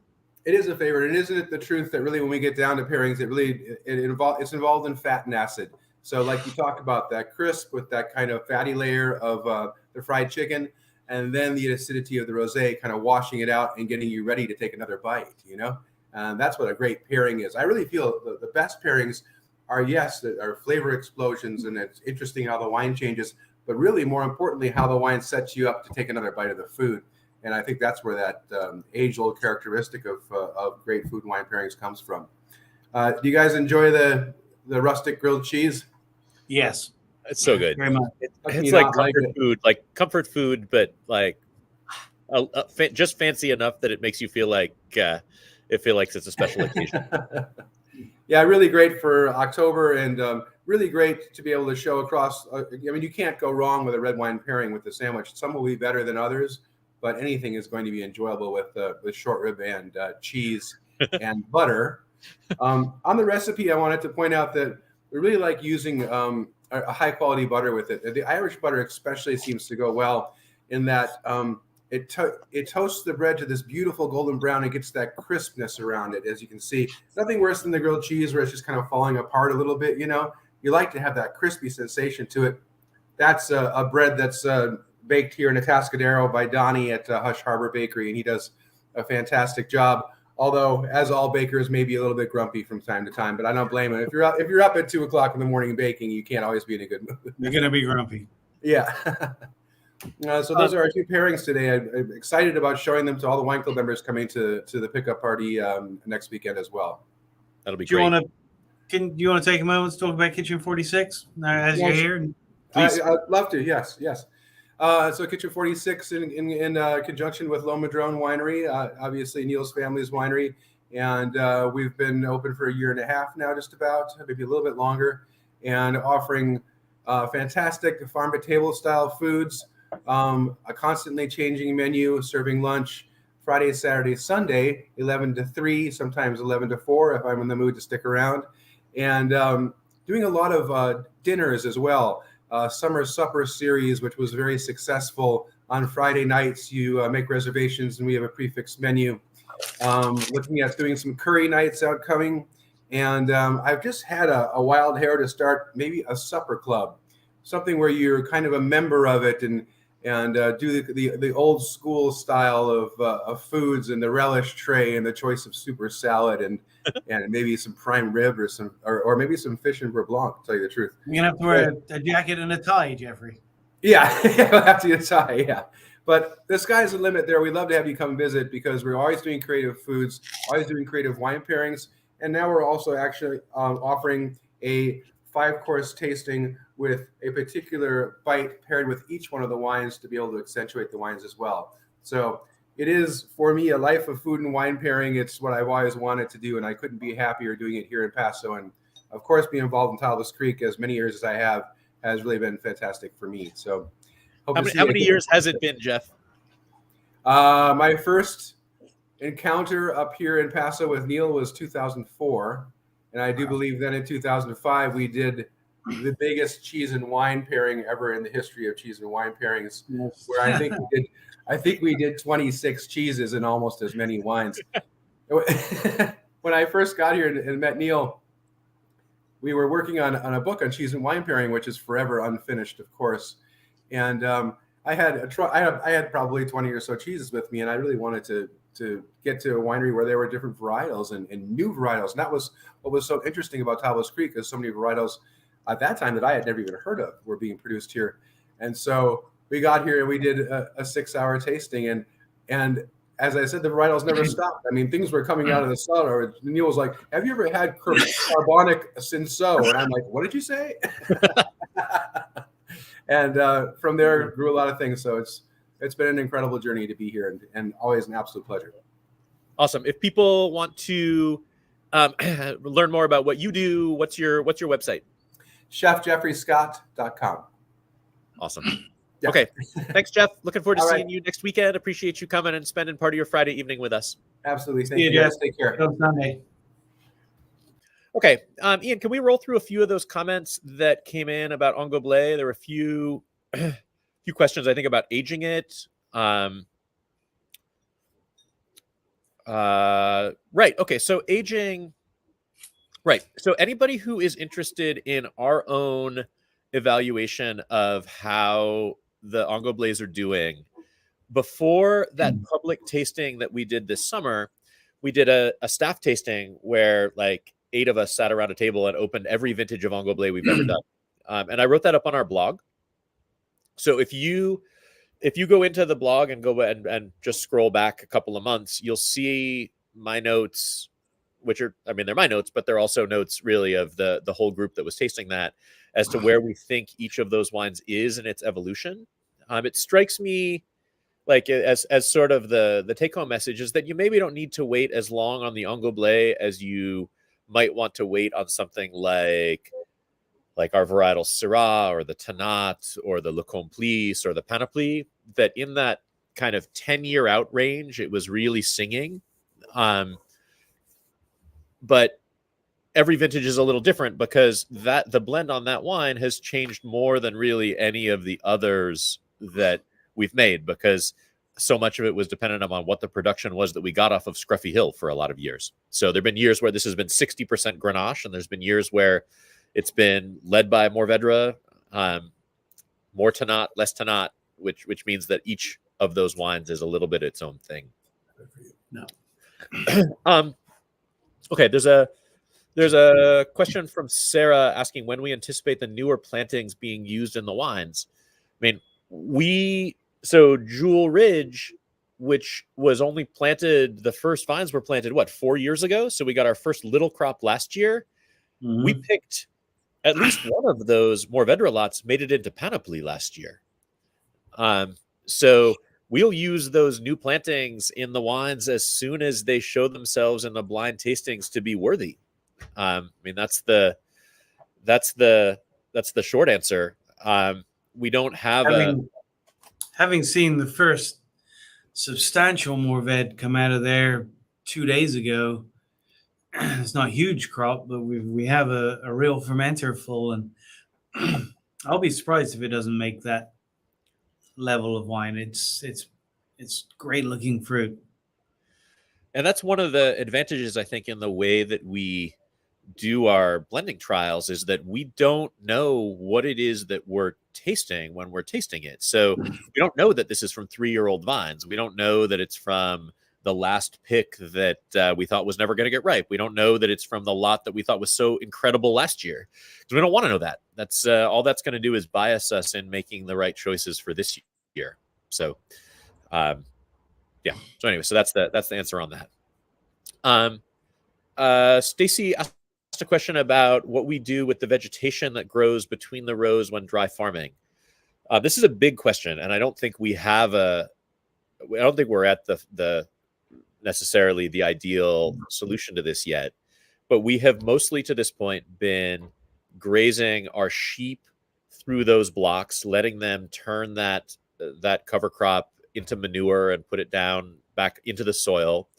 And then we have been spading or disking those the roots in after we get to bud break, and we have to pull the sheep out of the vineyard to both reduce competition with the vines and then to reincorporate all of that green matter into the soil. But we're also trying to plant some new blocks, which are no-till blocks and dry farm blocks. And I think the jury is still out on that. Do you have anything that you want to add to that kind of quick characterization of what we're doing? Yeah, I mean, I think traditionally we have farm those blocks in the traditional style, which is cultivation. Yes, we run the sheep through and do that and plant cover crop, but then we turn everything in, which is how people have been farming the dry farm stuff around here for a long time. There is a belief that no-till is the way the farming should be. We're trying to wrap our heads around that, to be honest. I mean, I don't know that I agree 100% with that. I think it's absolutely correct in many, many applications. Is it correct in our application here at Tablas Creek on these hillsides in these vineyards? Would I like to not run tractors and discs through the vineyard? Absolutely. If we can achieve it, we will.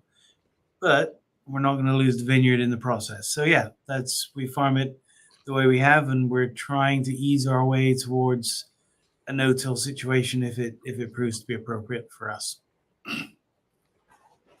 Super. A nice note from David about how he used the Angoblet to impress a Francophile coworker. I saw that. Yeah, I thought that was great. Thank you. And I do feel like that is one of the differences between most European wines and most California wines. Most wines from the traditional regions in the old world are dry farmed. They're dry farmed by law. You can't call something by their appellation if you've irrigated them in most of the top appellations in Europe. But it's rare in California. And it's one of the things that I think we're really excited to try to change. Cool. Okay.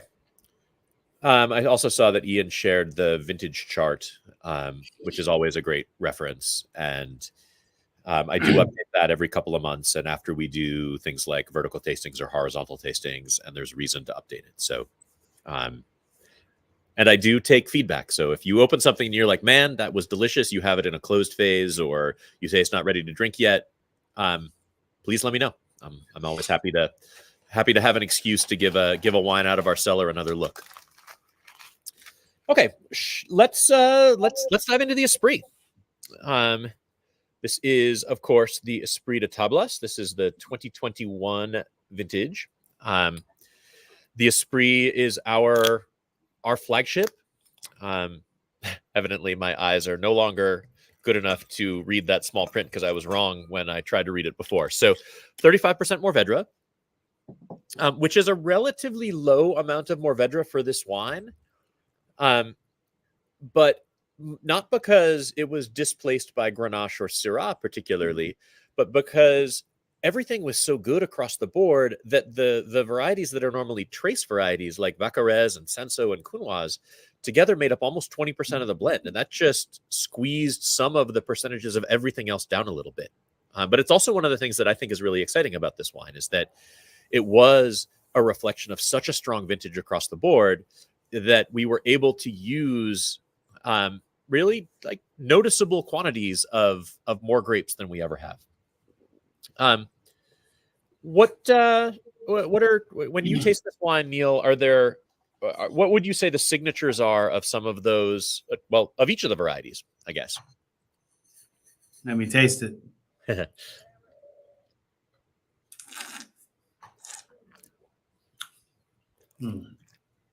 Young, I would say. I would characterize that. Still quite primary. Beautiful. I think it's for me personally, I think it's incredibly exciting to see these trace varietals making their way to Esprit.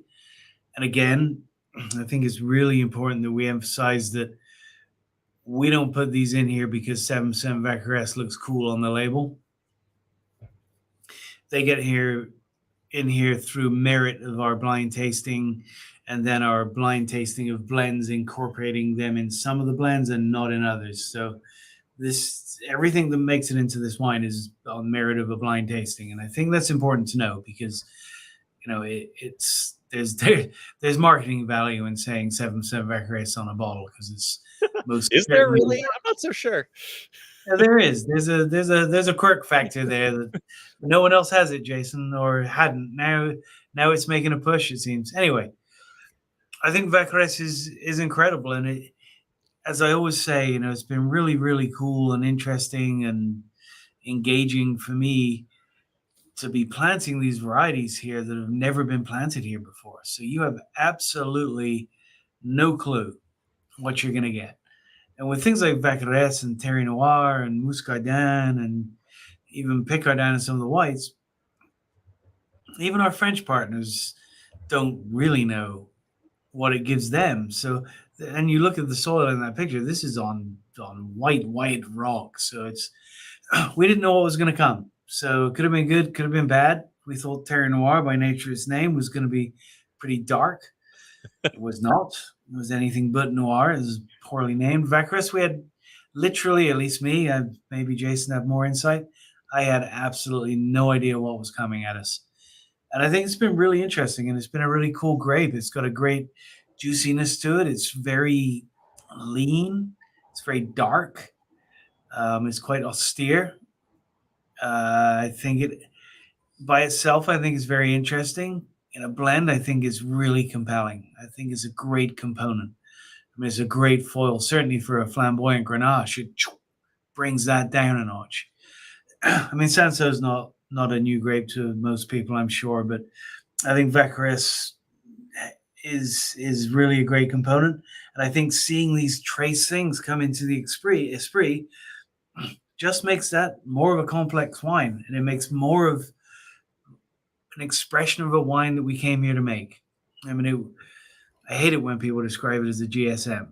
It's one of the things that, not exactly. I was correcting people. I was up at the Wine and Spirits Top 100 Wineries tasting, and they were like, "Oh, so it's a GSM?" I was like, "Well, actually, it's an MGS VCC," which, and I think it is less a GSM than it has ever been.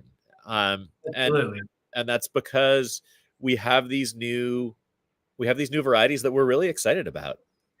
We're grateful. Vaccarès is something that I'm super excited about Vaccarès, because it sort of fills that like black fruited but also high acid quadrant. Like, we've got dark fruited and low acid grapes. We've got red fruited and low acid grapes. And we've got red fruited and high acid grapes. So we didn't have before Vaccarès a black fruited high acid grape, and it's been really cool to watch what it does in those blends. You can smell it, you can taste it in this wine. And I haven't had this for a while, as I keep saying, but I think it's changed the Esprit in a great direction. And we should be grateful that the term GSM exists, because when we started, no one knew anything about any of these varieties, really. So we're glad the GSM's there, but it is not who we are. And so I still, I'm a huge fan, more than you, of Terre Noir too, but that will find its place. And we have such small plantings of these. I look forward to the day when we have an acre or two of Vaccarès, so we can really start looking at it. I mean, the promise of Vaccarès is huge for this property and this wine, I think. And those amongst the people that are tasting with us today that are familiar with our Esprits from past vintages will feel it in this wine for sure. And Sanso, the clone of Sanso we have, and I don't know how it differs from the other clones that I've had and I've made locally, but it is different. It's darker. It's more serious. It also will become a really, really important part of this property, I think, as we move forward. I mean, it's very, very different from Counoise. It brings great spice, and there's a juiciness, but it's less playful than some of the Sanso that I'm used to. It's a much more serious version. I'm not sure. I mean, it's directly from Beaucastel, so maybe it got it from Jean-Pierre. It caught it from the Mourvedre that it was planted next to. It may well have.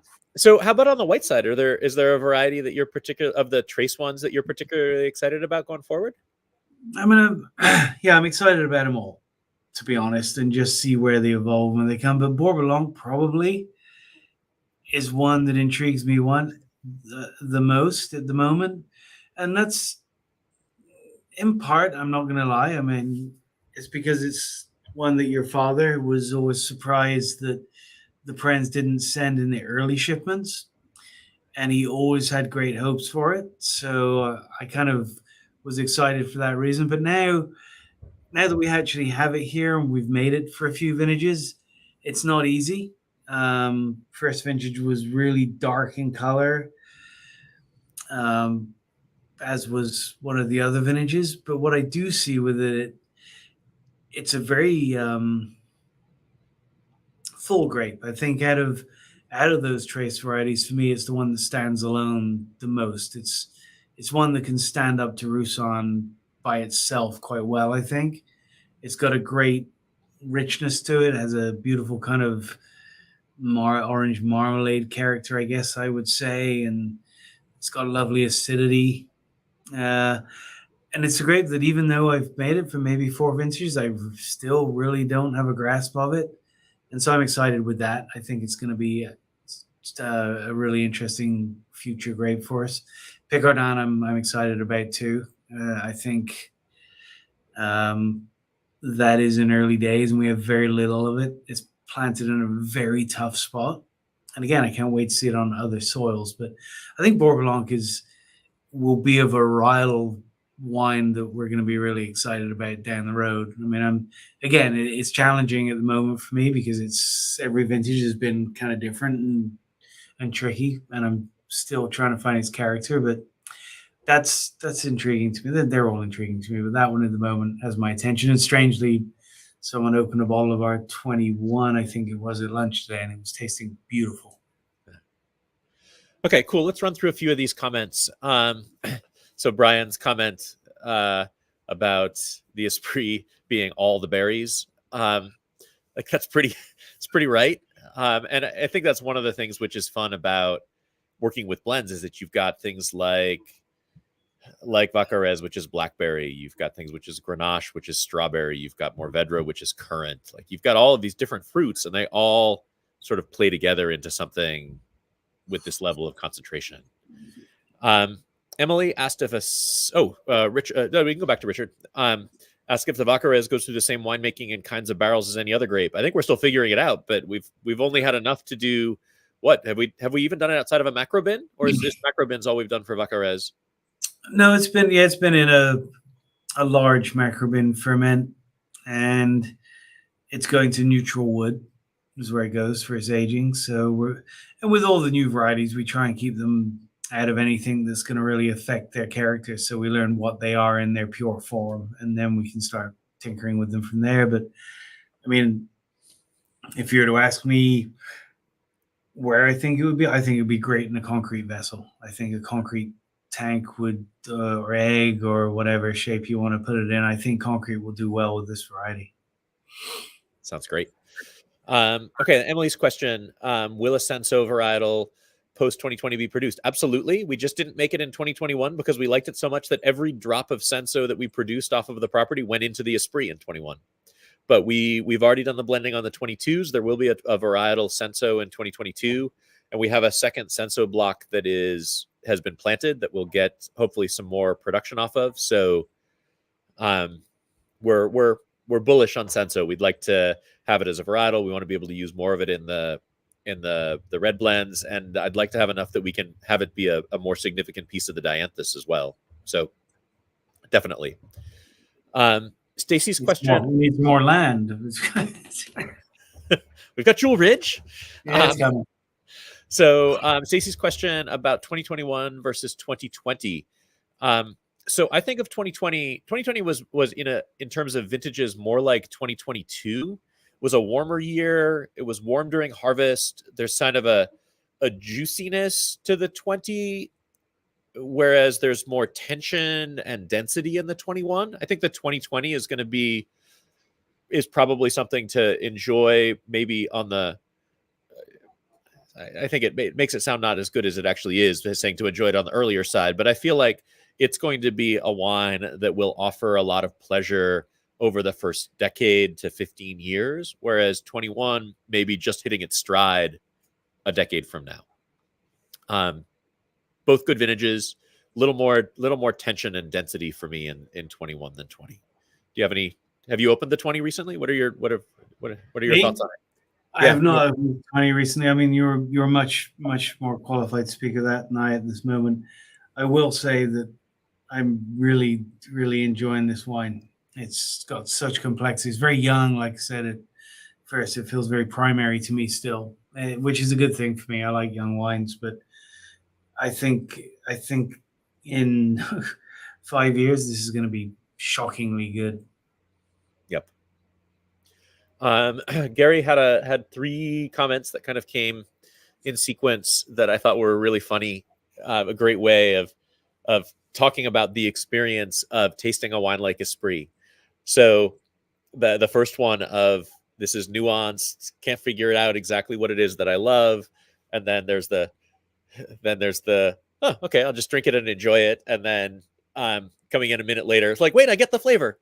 And yes, boysenberry is for sure one of the things that's there, but it is all of those berries and that kind of youthful thickness of fruit that we get in a lot of the really great vintages when they're young. For me, there's absolutely no better character in a wine that I'm involved in making when someone has trouble figuring out what it is they like about it, and have to keep going back to it. And because now you're talking about complexity. Now you're talking about a wine that is intriguing and keeps drawing you back. And if you sit at a wine tasting and there's a wine that's like that, it's guaranteed to be the first bottle's empty on that table, because it's the most interesting thing when if you open a big red wine, it tastes like raspberries. Well, that's interesting. If you got a bottle of wine, a glass of wine, and you keep going back and what is that? What is it that I'm pulling out of that? I know it, but I can't figure. That's when we've done our job. Yeah. It's how I feel. The reason why it's empty is because people have to go back to it 3 times to figure out what it is that they really love about it. They still haven't figured it out, and that's and that's the intrigue of wine. That's, for me. If that comment, I've done a good job at making that bottle, because someone who clearly knows wine is intrigued at what's going on in that bottle, and I love that. Lovely.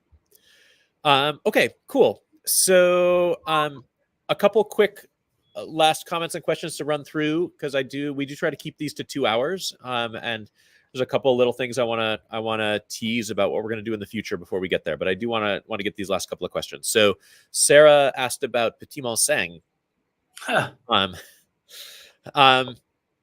No, unfortunately, we are no longer bottling Petit Manseng. I think the 2019 was our last vintage. We all loved it and really couldn't sell it. Is the sad reality of it, that it was a huge amount of work, and we never figured out how to sell it right. So that 2019 is the last vintage we made of Petit Manseng. And I agree, the older bottles are amazing. It ages beautifully. I have some aging in my own cellar, but that was the last. And we had some with lunch today too, strangely. Did you say a little requiem over it as you did? Yeah, we just enjoyed it and wished it well. And then finally, Stacy's question about harvest, about whether we rely heavily on the brick scale or on gut feel and taste. I mean, it's always both, really. I mean, yes, we're going to look at the numbers, but we're also going to look at the fruit. We're going to taste the fruit. We're going to do our best to understand where it is in its own ripening cycle, and try to make the best decision. So when you make a decision to pick, Neil, what are the things that you're looking for to how do you know something is ready? I think for me, every tool that is available to me in my world. So yes, numbers are important. They're an important indicator to get us to the point where, okay, this is close. Let's start looking at the fruit. How is the fruit looking? How is it tasting? How are the skins? How are the seeds? And we have a great knowledge of our vineyard at this point too, where we kind of can feel, okay, this is ready. So, I mean, as you said, I mean, yes, we look at the numbers without question. Yes, we like to taste the fruit. We like to feel the vineyard. We like to drive through the block and make sure we think it's truly ready. So, chemistry, flavors, feel. Yep, all of the above. Okay, cool. So we can run through, Ian, you can run through some of the comments that aren't really questions as I'm talking about this, the stuff that we have coming up if you want. But I'm grateful for all of the interactivity that we've had on this. It's been really super. Thank you, everyone who has Absolutely. has logged on and asked great questions and interacted with each other, which is so cool. So again, thanks. So, okay. So I want to give you a little preview of what's coming next. One of the things that I've been really excited about is that we've been ramping back up our events around the country. I've hosted dinners this summer and fall in places like San Francisco, Pittsburgh, Philadelphia. We've had Darren out hosting, our national sales manager, hosting dinners in Santa Fe, Atlanta, San Diego, and Ventura. I'll be hitting the road next week for the New York Wine Experience, hosting a couple of events in DC and Northern Virginia. We still have a bunch of stuff going on. So we was up in the Wine and Spirits Top 100 tasting, which was really fun. Yes, I did take a selfie at the Top 100 tasting. I feel like you should do that at every Top 100 tasting you're invited to, because you never know how many there will be. If you are interested in any of these events, they are all up on our upcoming events page on our website. We will send out an email also to you. We draw usually like a 30-mile radius around where we're doing an event, and send an email out before we come to town. So obviously we would love to see you in person. It's been fun to get back out on the road. We are continuing to do these sorts of live virtual events. We will still do things like a virtual tasting if somebody asks us, but we're doing a lot less of them than we were. But in terms of like Instagram live conversations, these are a handful of the really cool people who I've had on my Instagram live conversation over the last few months. So it's Clive Pursehouse, who's the U.S. editor for Decanter, going clockwise from the top left. It's Rob McMillan, the head of Silicon Valley Bank's wine division. Jess Lander, columnist for the San Francisco Chronicle. And then Dorothy Gator and John Brecher, the kind of iconic writers who started at the Wall Street Journal and have done so much cool stuff. We've got great guests coming up. Tune in to those. And then finally, we are going to be hosting our first in-person futures tasting as part of our En Primeur program in early December for the first time since before COVID. So we've done these we've done it as a virtual event before this, but it's exciting to get back and do that in-person event, and that's in early December. I can't remember what it's like the first weekend. I think it's the first Saturday in December. Is there anything that you are particularly looking forward to coming up, Neil, other than like finally getting some sleep after harvest? No, we're not done with harvest yet. So I'm still looking forward to harvest. It's my favorite time of year, and we've yet to start playing with Roussan in any significant way, or Mourvedre in any. I see a white ghost barking behind you. Yeah, Sadie and Bettino decided finally that it was like it was almost 7 o'clock. It was time to play chase around the patio. Yeah, perfect. So I mean, really, for me, it's we're in the middle of harvest, literally. So that's the excitement for me, and Roussan to come, Mourvedre to come. And honestly, I'm going to take a bottle of this Esprit home and drink it with my wife tonight. It's so delicious. I saw a comment from Amy saying, come to Seattle. I will be in Seattle next April because Hospice du Rhône is going to Walla Walla. It's going to be in Walla Walla in April. And so I'm going to do a trip up to Seattle beforehand and do a couple of days and a dinner there for sure. And if you are not already thinking about going to Walla Walla to join Hospice du Rhône next April, you should do it. We'll be there. Cool. I really think that's it. Thank you all so much for being a part of this. Thank you for your support of us as customers, but also thank you for participating and asking your questions and just giving us the feedback and the thoughtful responses and everything else. So any last words, Neil? Yeah, I just see Kim checked in. Hi, Kim. Kim and I worked together in a restaurant 100 years ago. Still a good friend. Hi, Kim. No, last also I thank you everybody for being supportive and being involved. And tonight, as Jason said, being interactive, because that makes this a whole lot better for all of us, and we learn as well as you. And keep enjoying wine and keep supporting the wineries. Go eat, go enjoy wine. Come see us. And hopefully they'll let me out. Maybe I can go to Seattle one day. That'd be nice. Maybe I'll go to Walla Walla. Awesome. Cool. Well, thanks everybody. So on behalf of the parents, on behalf of the rest of my family, on behalf of Neil and Chelsea and the team who is I can still hear them working in the cellar after dark on a Friday night in October. We should keep talking so that I don't need to go back until they're done. Thank you all for being a part of all of this. It's an honor to be here with Cheers, you. everybody. So, cheers.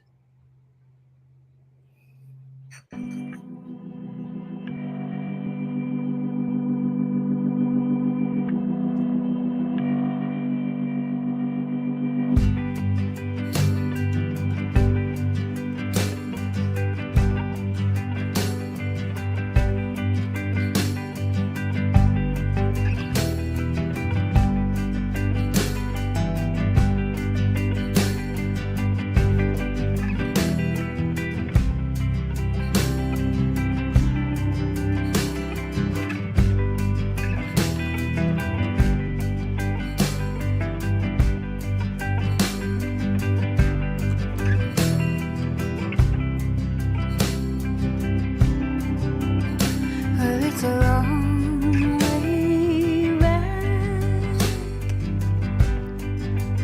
across that great vast Atlantic, and before you did go, oh, I promised you that I'd hold you and beg you not to do so. But I let you go. Set your sails up and prayed the winds to blow. I like to pretend that I'm a merciful siren. Look out for the rock that I'm singing upon.